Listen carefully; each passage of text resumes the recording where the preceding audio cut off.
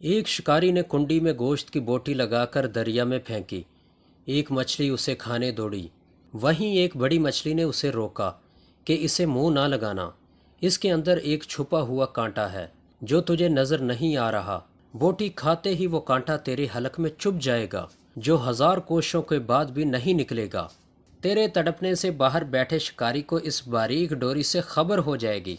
تو تڑپے گی، وہ خوش ہوگا، اس باریک ڈوری کے ذریعے تجھے باہر نکالے گا، چھری سے تیرے ٹکڑے کرے گا، مرچ مسالہ لگا کر آگ پر ابلتے تیل میں تجھے پکائے گا۔ 10 انگلیوں والے انسان 32 دانتوں سے چبا چبا کر تجھے کھائیں گے۔ یہ تیرا انجام ہوگا۔ بڑی مچھلی یہ کہہ کر چلی گئی۔